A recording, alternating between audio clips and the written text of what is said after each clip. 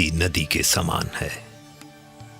पानी का बहना एक सामान्य क्रिया है, लेकिन यही बहता पानी तब साधारण से विशेष बन जाता है जब वह किसी प्यासे की प्यास बुझाए, तपिश से झुलसते किसी व्यक्ति को शीतलता प्रदान करे और पेड़ पौधों फसलों को जीवन दे।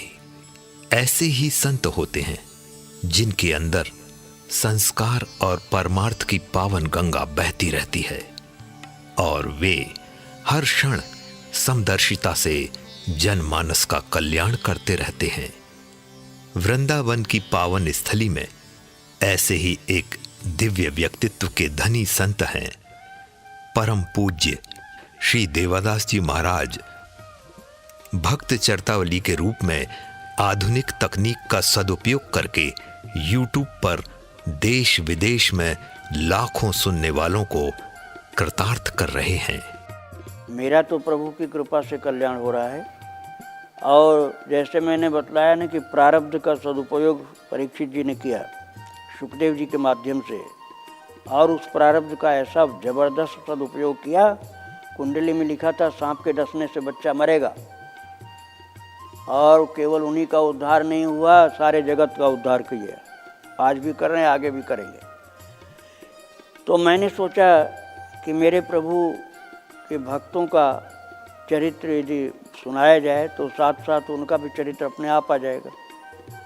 तो भक्त भगवंत चरित्र श्रवण कराने का ठाकुर जी ने जो मन में भाव उत्पन्न कर दिया, मैं सोचता हूँ जब तक शरीर इसलिए इस कार्य में सक्षम होगा तब तक मैं करता रहूँगा अविराम, प्रतिदिन, निरंतर। और वो ठाकुर जी की कृपा से वो कार्य चल रहा है। मैं तो यही कहूँगा वो चला रहे हैं। सैकड़ों संतों की कथाएं सुनाने वाले श्री देवादास जी महाराज स्वयं क्या हैं, उनके विशिष्ट व्यक्तित्व के बारे में जानने का मैंने प्रयास किया। आशा करता हूं कि आप सभी के लिए उनका जीवन दर्शन बेहद प्रेरणादायक होगा। जन्म स्थल जौनपुर जिला, 5 भाई और 3 बहनों के साथ वे एक भरे पूरे परिवार से थे, जहां उनका पारिवारिक नाम था श्री दिवाकर शर्मा। बचपन से ही ईश्वरीय आस्था होने के कारण उन्होंने मात्र 26 वर्ष की युवावस्था में संन्यास लेने का निर्णय कर लिया। माता पिता और परिवार के विरोध के बावजूद वे अपने अटल निर्णय पर तटस्थ रहे और बगैर किसी को बताए अपने परिजनों का त्याग करके पहुंच गए सीधे चित्रकूट, जहां भरत मंदिर रामघाट पर उन्हें उनके गुरु मिले स्वामी शत्रुघ्न दास जी महाराज, जिनसे दीक्षा प्राप्त कर उन्हें गुरु प्रदत्त नया नाम मिला, स्वामी देवादास। संन्यास धारण करने के बाद उनकी भ्रमण यात्रा शुरू हुई। वे हिमालय, नेपाल के अलावा भारत के सभी प्रसिद्ध तीर्थ स्थलों का भ्रमण करते हुए अंततः उनका मन कृष्ण नगरी वृंदावन में रम गया। 26 वर्ष की अवस्था में मैं विरक्त संत की दीक्षा प्राप्त करके चित्रकूट धाम से, मेरे गुरुदेव वहीं थे, अब शरीर से विराजमान नहीं हैं। फिर संपूर्ण भारत के तीर्थों का भ्रमण करने के लिए मैं चल पड़ा, और तीर्थ यात्रा के साथ साथ जो हमारे भारतीय दर्शन हैं और उनके अंतर्गत जो शास्त्र हैं उन सब का भी मैं आलोड़न करता रहता था। संतों के पास जाता था और उनके अनुभवों को सुनता था, उनके साथ रह करके उनकी भक्ति का अनुभव प्राप्त करता था और तीर्थ यात्रा भी करता था। इस तरह से बहुत वर्षों तक विचरण करने के बाद जहाँ जहाँ आवश्यकता पड़ी, भक्तों का आग्रह हुआ, तो प्रवचन भी हुए, भागवत कथाएं भी हुई। गंगा किनारे भी कई जगह में रहा। बिठूर है एक ब्रह्मा और तीर्थ, कानपुर के पास में, वहाँ 5 वर्ष रहा। और इसी तरह से नरौरा बांध के निकट में गंगा जी किनारे एक कर्णवास तीर्थ है, वहाँ मैं 9 वर्ष रहा। उसके बाद प्रभु की इच्छा मैं मानता हूँ, उनकी कृपा मानता हूँ कि उन्होंने मुझे श्री वृंदावन धाम में बुला लिया। मैं पहले यहाँ रहता था हरि बाबा आश्रम में। उसके बाद भगवान ने ऐसी लीला की कि यह आश्रम इच्छा न होने पर भी मुझे बनाना पड़ा। श्री देवादास जी ने नागरिक शास्त्र से पोस्ट ग्रेजुएशन किया है। इसके अलावा उन्होंने चिकित्सा क्षेत्र में BA MS भी किया। नागरिक शास्त्र से PG करने के बाद वे अन्य नागरिकों की भांति साधारण नागरिक नहीं बने रहना चाहते थे। इसलिए वे विवाह परिवार के बंधन में फंसने से पहले ही आध्यात्म मार्ग पर निकल पड़े। धार्मिक स्थलों की यात्रा करना इस मार्ग पर कितना लाभदायक होता है? धार्मिक स्थलों की यात्रा करने पर वहाँ की भगवान की लीलाएं और संतों की तपस्थलियाँ और महापुरुषों के द्वारा अनुभूत जो चीज़ें हैं उनका ज्ञान होता है। और जो वर्तमान में वहाँ रहने वाले अच्छे साधक हैं या संत हैं, उन लोगों की संगति से हमको बहुत बड़ी आध्यात्मिक उपलब्धि मिलती है। तो इसलिए यात्रा करनी चाहिए। प्रेम, करुणा, दया और परमार्थ की भावना से भरा उनका व्यक्तित्व वाकई में हम सभी के लिए अनुकरणीय है।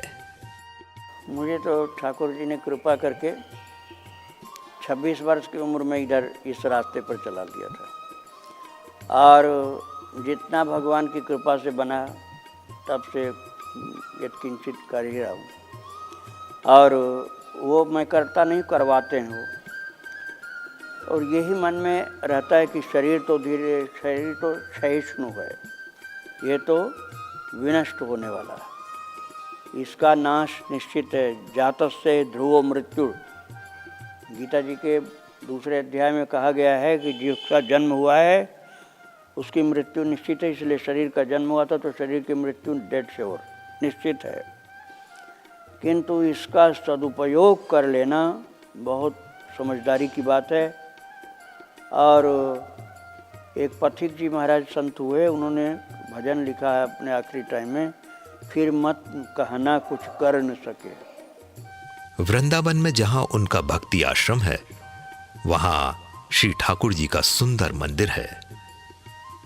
शहर की भीड़भाड़, शोरगुल से हटकर यहां एक अलग ही शांति की अनुभूति होती है। जीवन के 69 बसंत पार कर चुके श्रद्धेय गुरु जी की दिनचर्या में आज भी ईश्वर की भक्ति के अलावा परमार्थ सेवा अनवरत जारी है।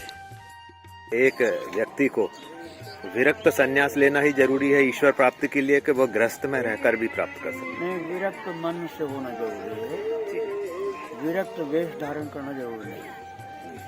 मन में जब वैराग्य होगा तो कोई अपने घर में रहकर के भी भगवत प्राप्ति कर लेगा, ज्ञान भी प्राप्त कर लेगा, भक्ति भी प्राप्त कर लेगा। मन में वैराग्य होगा। और इस मन में वैराग्य नहीं होगा तो संन्यास का वेश भी धारण करने पर वो उपलब्धि होना मुश्किल हो जाएगी। वे प्रातः 5 बजे स्नान आदि करके श्री ठाकुर जी की आराधना करने के बाद रोज प्रातः 7 बजे अपने आश्रम से यमुना जी के तट पर जाते हैं, जहां वे और उनके सहयोगी नित्य 200 से ज्यादा गरीब लोगों को निःशुल्क भोजन वितरण करते हैं।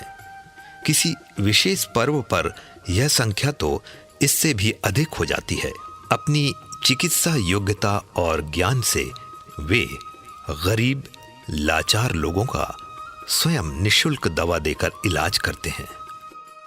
ये जो मैंने अनेक संतों का देखा है, तो प्रभु की भक्ति के अलावा जो ये प्राणियों की सेवा करते हैं, नर सेवा करते हैं, जरूरतमंदों की, बुजुर्गों की, भूखे प्यासों की सेवा करते हैं, तो गुरुजी इसके पीछे क्या औचित्य रहता है, कामना रहती है? इसका औचित्य ये है, ऐसा मन में भाव आता है तो आनंद की प्राप्ति होती है।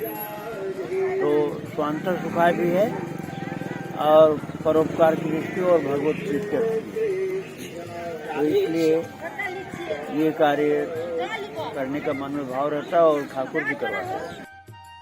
उन्होंने अपने आश्रम में एक ऐसा अनूठा बैंक बनवाया है जो अन्यत्र कहीं देखने को नहीं मिलता। जिसमें 1800 करोड़ की राशि बिना किसी संतरी और सुरक्षा के सुरक्षित है, क्योंकि ये बैंक है भगवान के नाम राशि का बैंक, अर्थात राम नाम बैंक।